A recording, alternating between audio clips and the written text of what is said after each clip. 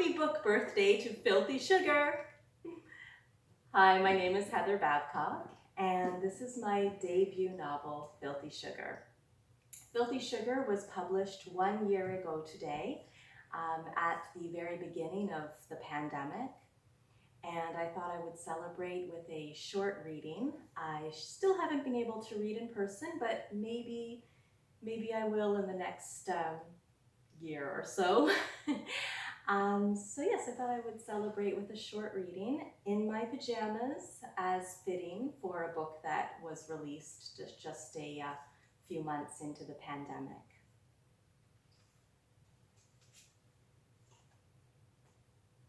I want more than anything to wear the blonde girl's coat. I want to live inside of her flesh. This is why my work dress, still slightly damp from Mama's late night washing, is folded up in my cubbyhole along with my cami knickers. This is why I am walking up and down the aisles of ladies' wear with nothing between me and the fox fur but a light sprinkling of evening in Paris, borrowed from my friends at the perfume counter. I run my hands over the coat as I pose for the customers. Today, I meet their eyes. If you like what you see, it is me. It is all me. Toe, heel, toe. I strut my stuff to the big band orchestra playing inside of my head. I'm Toby Wing in 42nd Street, or maybe Ruby Keeler in Dames. The only girl Dick Powell has eyes for. A beautiful coat. The woman's words, spoken in a strong British accent, reach out to me over the swell of the band. She is speaking directly to me, not to her plump, besuited male companion who is standing slightly behind her. Fox fur, I say, stretching out my arm. Like to touch? She peers at me over her elegantly framed spectacles. I notice that her swirl of gray and white hair match the coat perfectly. It is absolutely splendid, she says, ignoring my invitation. May I try it on? I contort my face into a mask of cheer as my soul pushes up against my ribcage in fright. I don't think this will fit you, I say quickly. Here, let me help you find... Oh, I think it will fit me just fine, she interrupts. You're much bustier and wider along the hips than I am, yes, but I like for my coats to be a little roomy. Please, I could feel my mask beginning to falter. Please, let me find you another.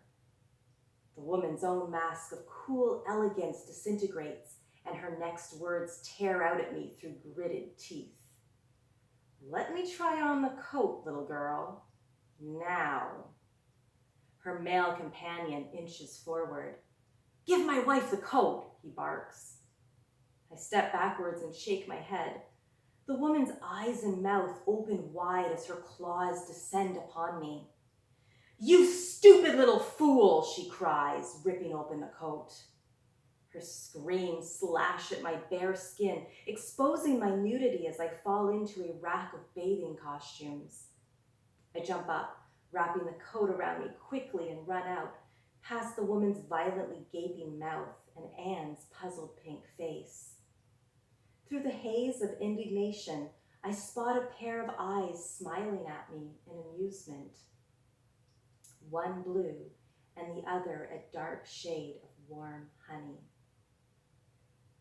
I return to Blondell's the following morning. Anne doesn't need to tell me that I've been sacked, but she does anyway. This is only for Monday, she says, handing me my paycheck along with my dress and cami knickers. Mr. Adams says that we aren't going to pay you for yesterday. Mr. Adams is our manager. Although he's skinny and doesn't smoke, he always has the look of a fat man chomping on a cigar. I blush at the thought of what Anne has told him. I figured, I say. I only wanted to give back the coat. I attempt to hand over the fur, which I've wrapped in a paper bag, but Anne stops me with a yielding gesture. It's yours.